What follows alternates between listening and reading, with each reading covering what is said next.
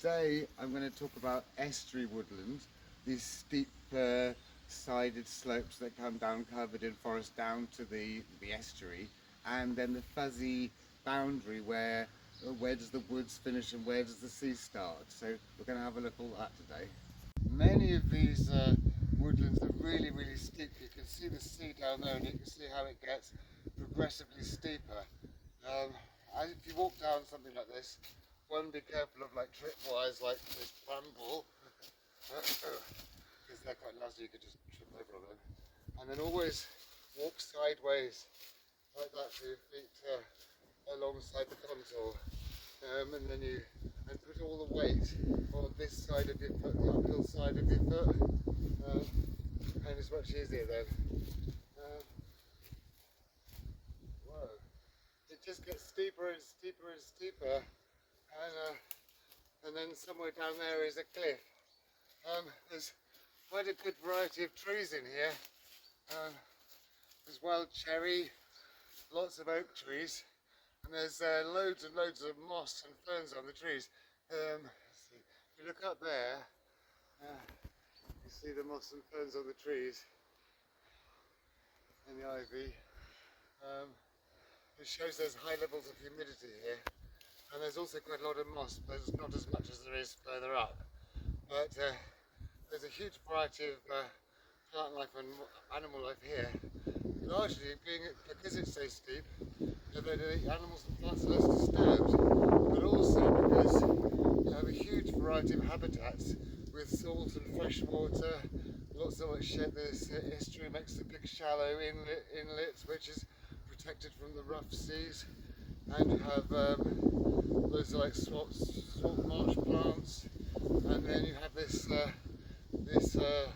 forest that's come all the way down these steep slopes. You have dry bits, and you have swampy bits and valleys, and you have all different habitats really close together, and the salt water and the freshwater bits, and then open bits of farmland, and it's just such a mixture of habitats all at close proximity to each other, so that to have a higher possibility of different species than in an area that's just one environment. Here you have many environments side by side.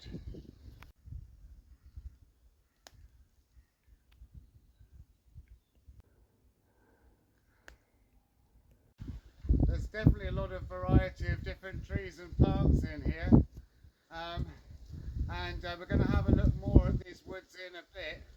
But first of all, I want to go and have a look at the interface where the sea begins and the wood ends. So next, we're going to go down and have a look at the beach. First, it's just working out how to get down there. Usually where you've got a little bay or a stream, you can sometimes find a way down to the sea. Sometimes it just comes like a waterfall.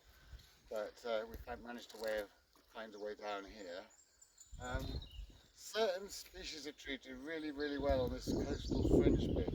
This would be spindles, elm trees, oaks, ash, and willows seem to do quite well, surprisingly, as well, in this sort of blend where they've got fresh water and salt water. And you can see it all hanging over.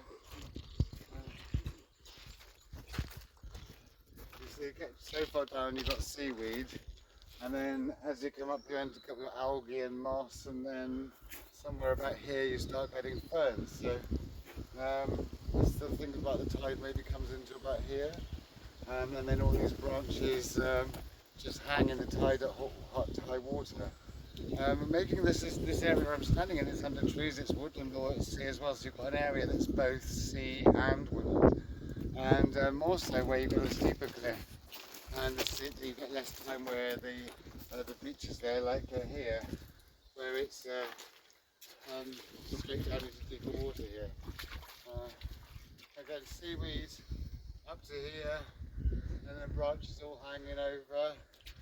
Quite often the trees will fall over and then repair themselves and keep growing, so you get some incredible formations of the trees just hanging over the edge of the cliffs and just surviving in these odd angles, just hanging over the water. Here you can see the oak trees and beech trees. Loads of holly does really well on these fringe bits as well. Here you can see the tide mark. where the tides brought all the material in and just left it there, and that sort of builds up and gets washed further in. And you get like these very, very nutritious bits on the side of the estuaries. And these elm trees seem to do very well here. And also spindle. Spindle does brilliantly on the side of estuaries, especially where all this nutritious stuff gets washed up. And they keep the leaves for most of the year. They're really soon they'll be budding because they're like really under canopy plants. They spread by suckers. Look at the lichens growing here. You get all these lichens that grow right by the sea. These really fluffy lichens. They must thrive on all the humidity created by all these fast streams coming in and all the estuary. I mean, it's not everyone's idea of a beach. It's quite rocky, but it is a nice place to come and sit. And there are so many of these little beaches just all around the estuary that you can be guaranteed to find your own private beach here. I want to aim to get over there. You see that funny little house on the edge there? One of those houses has a weird little dead-end footpath that goes right through their garden and goes to some historic site or something, and you have to kind of knock on their gate and they have to let you through, but I'm not going to disturb them today. But if that's the only way down to the coast over there, then I'll have to. I want to try and find a way down to the actual coast in the woods over there where it's very, very steep, so we can have a look underneath at the beach there. That's a nice view up the top of the Tamar estuary there. Be careful not to step too far because it turns into mud so far down. We will aim to get over there and over that hill and around and see as many of these estuary woods as we can today. This is sea purslane. It sort of anchors itself to rocks, but it also grows on mud flats. Anywhere where the tide comes just over it. So it's the sea will come up to about here, I think, looking at the tide mark. So it just likes to be covered for a few hours each tide, and it sort of anchors itself to rocks like this. And then it just grows on the beach and forms this massive, great sprawling little shrubby clumps.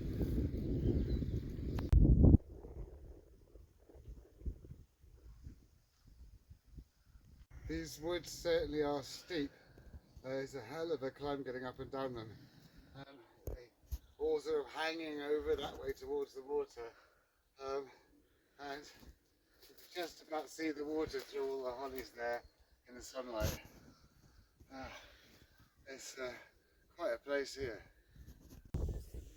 This enormous oak tree is just perched on the edge of like a cliff here.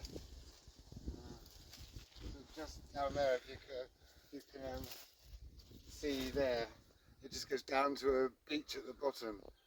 So I'm going to be very careful where I stand here, but this tree is amazing, just balanced on the edge of the cliff here, and it's not sort of leaning, it's quite happy, just quite happy here. But oaks, of course, do have these enormous taproots. And growing up this oak tree is this enormous ivy with this enormous great big flat stem twisting all the way up the branches of the tree. That is really amazing.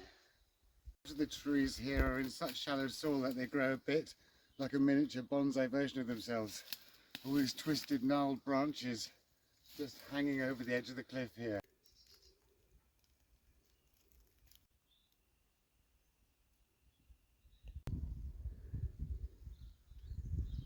You can see how steep the woods are going all the way down. So at the beach level, where you've got the sea bringing up all the debris and making a very nutritious strip along the little bays where it collects, you've also got the same effect coming from here, where you've got debris falling down from the woods that tumbles over the cliffs and then gets washed up in those same little bays where the spindles and the elms do so well. So it's all just like yes, flowing down the hill, everything. And me if I don't tread properly. This section of the woods strangely has all these daffodils in it, coming up all over the place, and they're not wild daffodils. Before this area regenerated as woodland, it was a bulb field, so you've still got sort of rows of daffodils, like these kind of fancy cultivated varieties. I think these are white multi-headed ones in this woods, and they just come up every year, just in the rows where they were when it was a bulb field. It's quite incredible, really. I think they're like white multi-headed ones, if I remember rightly, but definitely not wild ones.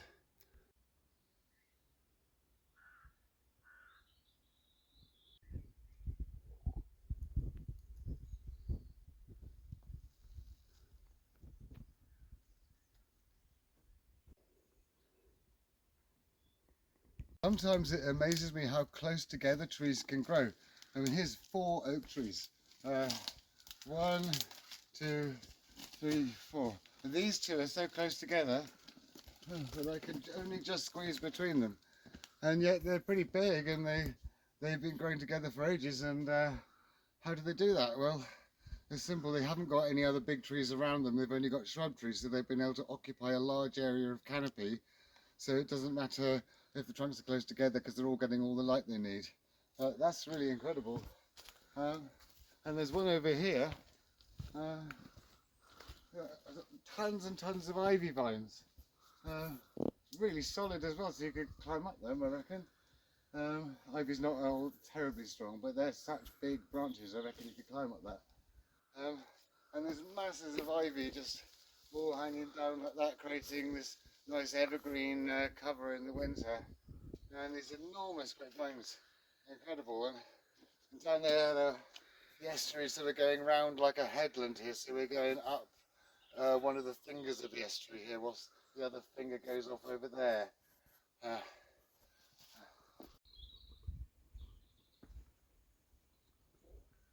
Spindles are very common in these woods. They do very well in coastal woods, but they will grow away from the coast as well. They're highly recommended in having in woods because they're a very good under canopy tree, and they throw up loads of little suckers like this one, and they spread into little clumps and grow really happily under the trees. Little baby wild cherries are quite profuse here. They possibly seeded themselves, but they also grow from suckers, and there's a big wild cherry tree here. You see it's right up there. These wild cherries tend to grow really tall, but they're quite thin. They grow up between little gaps in the canopy. So they can spread from suckers or from seeds, so I'm not sure what these are, but there's quite a few baby ones here as well. As we're getting around the headland part between these 2 little fingers of the estuary, this bit's getting much steeper, and you can see it all sloping down. I dread to think what angle, going down to the estuary below. And it's just so covered in ferns and moss and so humid. It's very nice, and there's lots of spring plants starting to come up as well.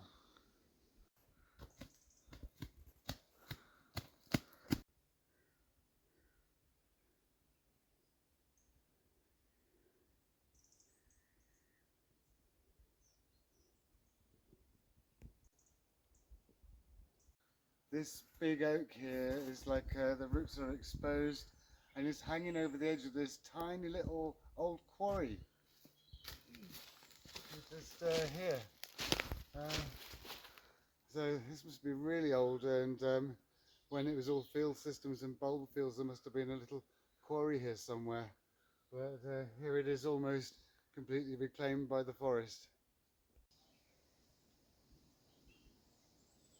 So crossing over from the woods we were in into another woods, we're going to go across this bit, but this little bit of land here is quite unique. Behind me is the river Tamar, the estuary here curling round. But if you look over there, through the hedge a bit, you can see the same river curling round over there. So you've got this long, thin, weird bit of land which just sticks out into the estuary. And you can't go down there, there's no footpath. Where you're standing is the footpath, and that's the closest you can get to it. So hopefully one day you'll be able to walk right the way around it. I suppose you could when the tide's out, or you could go in a canoe, but for a footpath, this is the closest you can get to it. This little bit of very steep farmland is covered in gorse and bracken, which is like the stages towards reforestation. So it's like these little shrubby prickly trees which other trees can see themselves in. It's like the first level towards regenerating a forest. And I can see a few little trees poking up in amongst the gorse. There's like an elder tree over there. And here there's this lovely oak tree. So you could see in a few decades time what this area will look like. Possibly what the woods we just walked through looked like maybe 50 years ago, just like this. Here somebody's given it a helping hand and actually planted some trees. Looks like quite a nice mixture. And gorse is a really reliable plant for flowering right in the middle of the winter. It flowers at any time of the year, but it naturally flowers in January. Broom is a close relative of gorse. It's very similar, it just doesn't have prickles, and it flowers sort of in the late spring, so very similar flowers. And it's sort of very similar to gorse, and it's just really similar, just doesn't have prickles really. So it looks like we're coming back into woods again here. So it's nice now we've come back into woodland again. So this woods isn't as old as the original woods, which I found out was actually called Hanging Cliff Woods. And this woods here is again really nice and steep. I'm just going to see where this path goes to because I've got literally no idea. There are masses of wild plants growing here. There's primroses sprouting out of the ground here. There's Herb Robert, there's Speedwell Veronica. Here there's Foxglove, St John's Wort just there. All sort of things starting to come up and just starting to grow. They won't flower for a while, but they're starting to grow now. And then all this thick moss, which shows that there's a very wet atmosphere here. On the other side there's like a big salt marsh. It looks a bit like a cornfield. It all floods at high tide. And I guess this river here is the dividing line between Devon and Cornwall. It's the River Tamar, and it's tidal for, oh, I'm not sure how far, but it's tidal quite far upstream to Gunnis Lake, I think. So it's tidal for a long way up from here. So just on that horizon there, if you can just make out those little houses on the hill, that's roughly where the river stops being tidal as it goes past that. Quite often in places there's these exposed bits of rock, even though we're not on the actual sea cliff, we're just halfway up through the woods. And smothered in mosses and pennyworts and foxgloves and loads of these big pennywort leaves everywhere. And great big pieces of cliff. Here's a bit that's collapsed, which sometimes happens. And it doesn't look terribly stable. It's quite layery. And sort of lots of tree roots kind of in it and holding it together. Down this side it's really steep, and I can see like a bit of rocks down there by the sea. Here you can see how fast the soil erosion is taking place, because this root that I'm holding on to would have grown through soil, and all these rocks are like crumbling and the tree roots are kind of half holding it together. It's quite dramatic. And on the upside of the tree there's like a load of soil that's being held back by the tree, but this side is sort of eroding and then tumbling down into the sea. That's yeah, very dramatic. The path's now getting much closer to the water. Can't quite yet find a way I could climb down, but we're much closer. I'm sure we will soon, but it looks like we have another obstacle to cross that way in the form of a long finger of salt marsh before we can get to the other half of the woods. So I've got to figure that out as I'm climbing down this hill. I think I found a path that goes down to the beach here.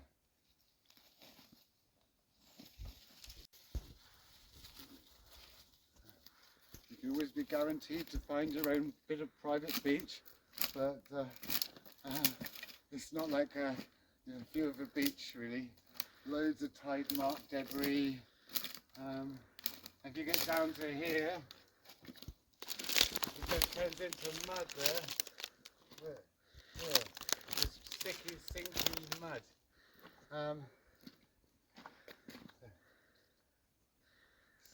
And then it's all this tidal swamp bit here.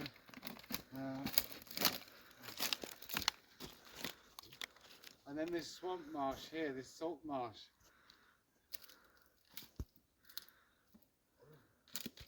These long reeds that just grow in the tidal waters. So this is the problem, because the other side of the woods lies across the other side of this tidal swamp here and this salt marsh. So if I go over here, as long as I don't sink, can you see the other bit of the woods over there? So that's where we've got to get to. So how are we going to do that? You can see Cornwall over there, that's the salt marsh over there, that's in Cornwall. There's no chance we could get to there without canoe. But we want to get around this side, and now we've got to figure out how we're going to do that. Well, I can't really go through it, and I can't go over it, so I'm going to have to try going around it. Getting further up around this salt marsh, or rather this little channel of estuary, I can hear running water, which suggests to me that this little channel must be coming up onto the land, and there must be a little waterfall, and then there should be a way across. I found the running water.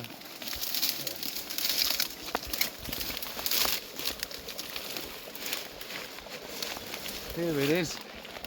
I don't know how deep it is, so I'm going to test it with my foot. It's quite deep. I'm going to aim for that bit maybe.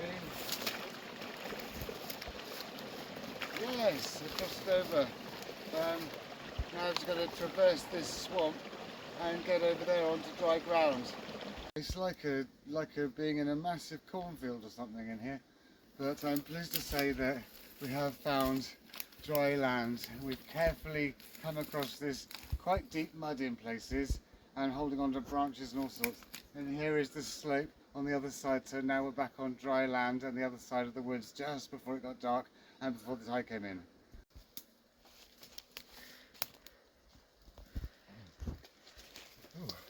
It feels safer now I'm on dry land, but I still don't have a clue where I am. What a bizarre place this is. We're back to this again with these great big tree branches hanging over the swamp here, but I'm not going to go down into this thick mud to film them because it looks a bit dangerous, so you have to look from up here.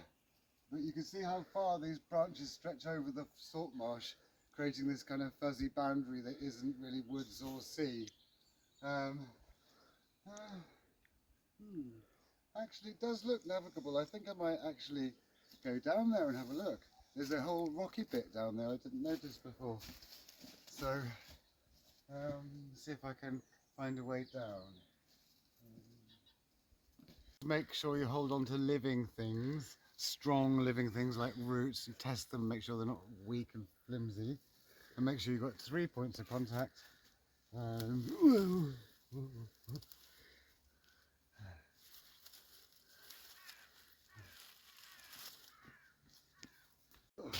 Yes.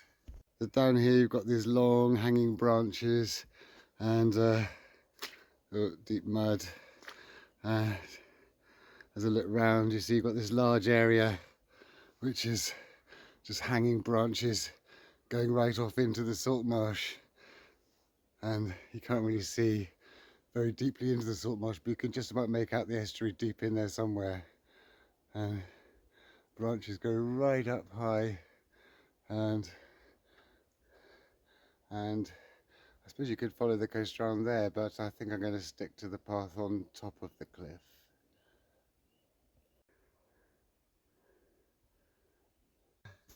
That looks nice down there if it was a bit more daylight. I could explore around there along the coast, but I think it's probably not sensible when it's getting dark like this. Of course I've got the more pressing problem of trying to find out where I am before it gets dark. Of course it's not really a path at all, but this is roughly the direction we want to go. Here there's all these long vines of Old Man's Beard. Here is a bit of landslip where a whole lot's been just slipped during some wet weather or something. Looks like it happened quite a while ago because there's vegetation growing on it. You could just imagine this whole bit just moving and falling into the estuary. But I've just noticed down here, there's another one of these tributary salt marshes here, so hopefully we don't have to cross that as well, and hopefully we can sort of find a way of going upstream and back to civilization that way, because it's daylight is really fading fast now. It's always a great relief when you find a footpath. No idea where it goes, but at least we're now back in some kind of civilization. Here is this other finger of salt marsh, so it's possible the tide might even come over this path because it's just a tiny bit higher than the salt marsh. But hopefully this will go somewhere useful and we won't have to cross over this one. Some kind person has put this lovely walkway across the salt marsh here, which makes life much easier. But it's really getting dark now. We found our way back to civilization. By the fact that I've posted this video means that I'll have got back to somewhere safe where I've got a signal. So the fact that you're watching this means I've got somewhere safe so I can post it. And I think that's probably all the filming I can do for today, because it would get all dark and that wouldn't be so good. So I hope you've enjoyed today's video. If you did, please like and subscribe, and I shall see you next time.